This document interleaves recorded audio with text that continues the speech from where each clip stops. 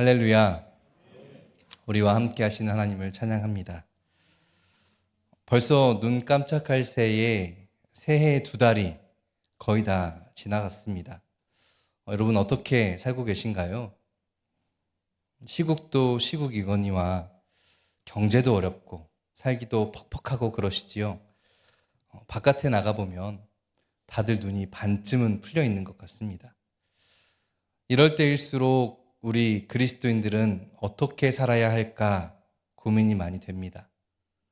새해가 시작되고 설교단에 서서 이렇게 어려운 상황에 무엇을 전달하면 좋을까 고민하던 차에 문득 이런 물음이 들었습니다. 오늘 말씀의 주제와 같은 맥락인데요. 여러분도 한번 답을 내려보시기 바랍니다. 길이 있어서 걷는 것일까? 걷다 보니 길이 된 걸까? 길이 있어서 걷는 것일까요? 걷다 보니 길이 된 걸까요?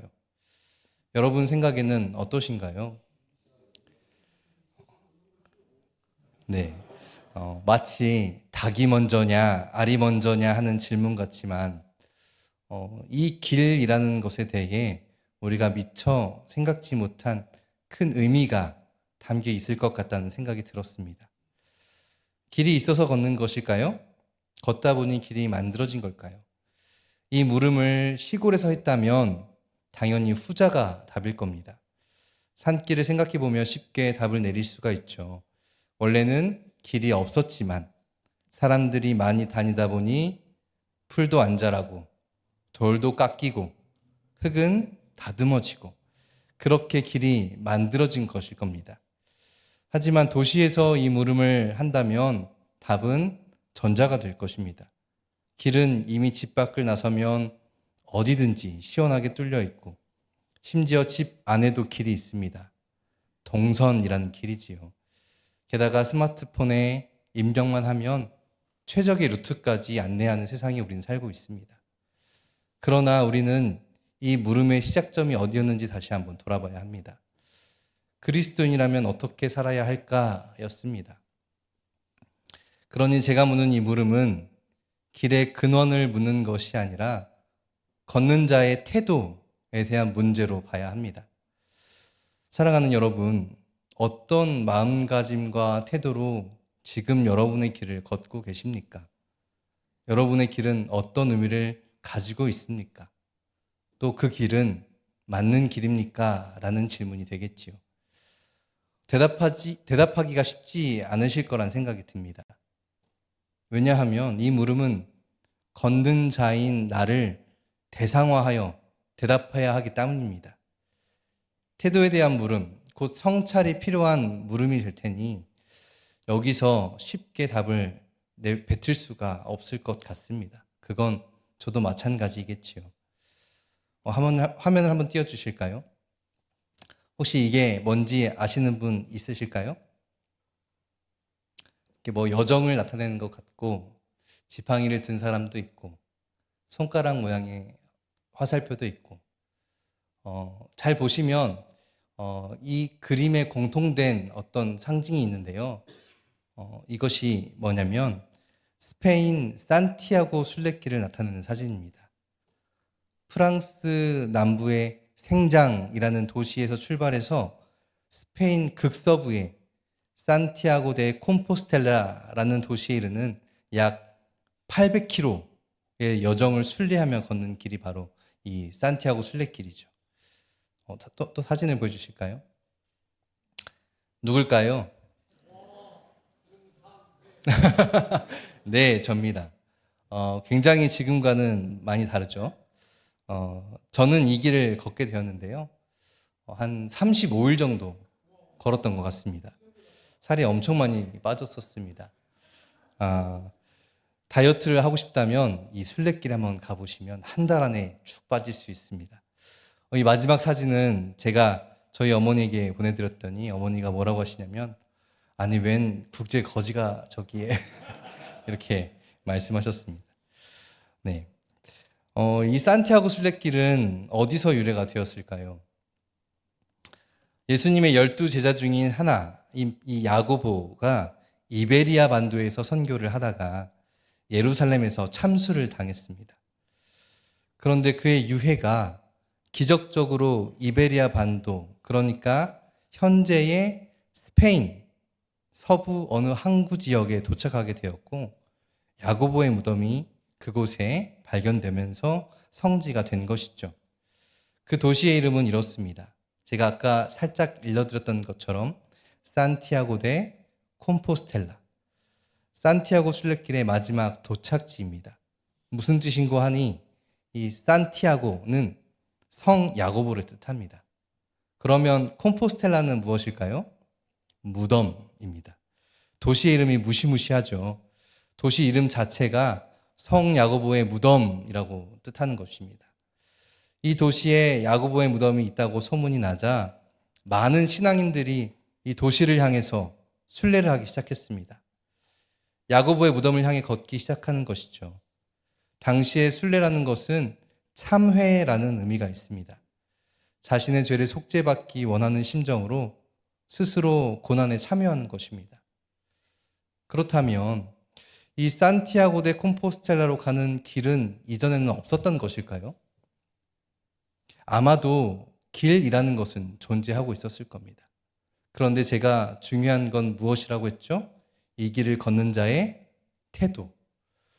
누군가는 이 대도시에서 성공을 해보고자 큰 꿈을 가지고 그 길을 걸었을 겁니다. 또 누군가는 자신의 가지고 있는 것들을 과시하기 위해 큰 도시로 갔을지도 모릅니다. 그런데 어떤 이는 산티아고 데 콤포스텔라로 향했습니다. 곧 야고보의 유해를 보기 위해 그 무덤에 가서 자신의 죄를 속죄하기 위해 길을 걸었던 것이죠. 주어진 길은 똑같은데 성공과 권력과 명예를 위해서 길을 걷는 사람이 있고, 가진 것을 누리고자 유흥을 위해서 그 길을 걷는 사람이 있습니다. 그리고 그 길을 순례길로 걷고자 하는 사람도 있습니다. 여러분이 생각하시기에 이들의 길은 모두 같은 길일까요? 그렇기에 오늘 물음이 참 중요합니다. 어떤 길을 걷고 있을까? 어떻게 걸어내고 있을까? 우리들의 길은 어떤 길일까? 이 혼란한 시대를 살아내는 우리가 스스로를 그리스도인이라 말한다면 우리에게 주어진 이 삶을, 이 생명을, 이 인생을 어떻게 살아내야 할까 고민하고, 내가 걷고 있는 이 길이 나에게 어떤 의미가 있나 함께 생각해 보며 오늘 말씀을 나누고자 합니다. 오늘 말씀이 속한 요한복음 14장은 최후의 만찬 후에 제자들에게 말씀하신 예수님의 고별 설교입니다. 이제 온전한 모습으로 전할 수 있는 기회가 없을 거다라고 생각하셨을 테니 지금의 이 말씀이야말로 예수님이 가장 말하고 싶어 하시고 드러내고 싶어 하는 예수님의 정신 혹은 정수와 같은 것일 겁니다. 예수님도 고난을 앞두고 두렵고 떨리는 마음으로 제자들과 함께 있으셨을 텐데, 그럼에도 무던히 제자들과 식사를 하시는 예수님의 모습에서 그들을 향한 예수님의 깊은 사랑이 느껴지십니까? 그러나 제자들은 일상적인 습관처럼 매일매일 먹는 끼니처럼 예수님과 식사를 했습니다. 아무런 감흥도 느낌도 없이 그저 매일 먹는 식사처럼 그 시간을 대했습니다. 그런데 유독 그날만은 예수님이 조금 이상합니다. 가룟 유다에게 하시는 말씀이나 갑자기 살과 피를 먹으라는 둥, 손과 발을 씻어주시고 새 계명이라고 하시며 서로 사랑해야 된다라고 말씀도 하십니다. 뭔가를 감지한 듯 눈치가 빠른 베드로는 예수님께 묻습니다. 주님, 어디로 가시려고 그러세요? 베드로는 그저 예수님의 이러한 행동에 걱정스러운 마음으로 질문만 했을 뿐인데 예수님은 네가 나를 3번 부인할 거야 라며 눈치를 세게 주시지요. 그리고선 비장하게 내가 가는 곳엔 너희들을 위한 곳도 있다 라고 말씀하십니다. 여러분이 만약 제자라면 예수님의 이러한 행동들, 말씀들에 대해서 어떠한 마음과 기분을 느끼셨을 것 같나요? 아마 제자들처럼, 그리고 제자들도 어리둥절했을 것 같습니다. 예수님이 마치 마지막을 앞둔 사람처럼 행동하시니 제자들은 아주 많이 당황했을 것이지요. 이 모든 일이 벌어진 뒤에 예수님은 제자들에게 이렇게 말씀하십니다. 너희는 내가 어디로 가는지 그 길을 알고 있다. 그때에 도마가 대답합니다. 주님, 우리는 주님께서 어디로 가시는지도 아무것도 모르는데 어떻게 그 길을 알겠습니까? 그러자 예수님께서 이렇게 말씀하시지요. 내가 곧 길이요, 진리요, 생명이다. 도마는 길을 묻는데 예수님의 대답이 조금 이상합니다. 도대체 간다고 하시는 목적지도 모르겠고 대답하시는 말씀도 아리송한데 당신이 가는 그 길이 어떤 길인지 우리가 어떻게 알겠습니까? 라고 대답했더니 예수님은 엉뚱한 대답을 하시는 거죠. 내가 곧 길이요, 진리요, 생명이다. 그래서 우리는 이 예수님의 대답을 조금 다시 잘 살펴보면 좋겠는데요. 헬라어 원문을 보면 이렇게 되어 있습니다. 해 호도스, 카이, 해 알레세이아, 카이, 해 조에. 헬라어 원문을 보면 길, 카이, 진리, 카이, 생명 이렇게 되어 있지요. 카이는 접속사로서 대부분 그리고로 쓰입니다. 그래서 이 이 헬라어 원문을 길, 그리고 진리, 그리고 생명이다라고 번역한 것을 조금 더 부드럽게 길이요, 진리요, 생명이다라고 한 것이지요. 그런데 이 헬라어 용법에는 카이가 조금 다르게 쓰이기도 합니다. 두 단어나 세 단어를 연결하는 이 카이가 반드시 그리고일 필요는 없다는 것이죠. 이 카이로 연결된 단어들은 물론 나열일 수도 있지만 수식 관계가 될 수도 있다는 것입니다.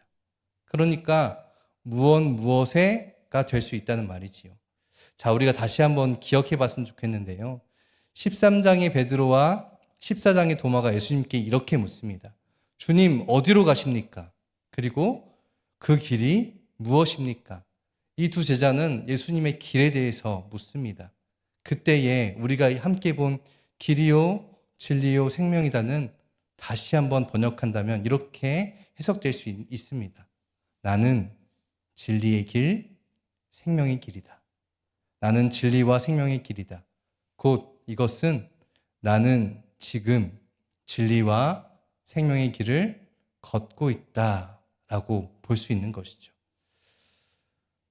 이제 보니 두 제자의 질문이 참 어리석습니다. 설교의 서두에 나누었던 것처럼 길이 먼저냐, 사람이 먼저냐의 연장선에 있는 질문 같습니다. 목적지가 어디냐, 어디로 향하는 길이냐, 어느 길로 갈 것이냐와 같은 물리적이고 가시적인 길과 목적지만 찾는 것이 이 두 제자의 질문이었죠. 그런데 예수님은 전혀 다른 대답을 내놓으십니다. 바로 걷는 자의 태도, 걷는 자의 생각, 걷는 자가 가지고 있는 의미처럼 길을 걷는 자에게로 집중하고 계시지요. 예수님이 가시는 길, 예수님이 걸으셨던 그 길, 제자들은 분명히 보았습니다. 예수님이 이 땅에 오셔서 많은 사람들을 먹고 마시게 하시며 또 치료하시고 귀신을 내쫓으시고 세상이 감당하지 않는 일들을 그들 눈에서 분명히 목격하고 또 바라보았습니다. 목숨을 다해 사랑하는 모습도 수도 없이 보았습니다. 이미 왔으나 아직 오지 않은 그 하나님 나라를 그들은 직접 예수님과 함께 체험하고 경험하였지요. 그런데도 도마는 여전히 이렇게 묻는 것입니다. 그 길을 우리가 어떻게 압니까? 그 길이 어딘지, 어디로 향하는지 도대체 우리가 어떻게 알 수 있습니까? 깨닫지 못하는 것입니다. 예수님이 보이시고 살아내신 그 길이 어떤 길인지, 어떤 의미가 있는지 여전히 알지 못한다는 것이죠. 예수님과 함께 있지만 어쩌면 도마는 예수님과 다른 길을 걷고 있었을지도 모릅니다.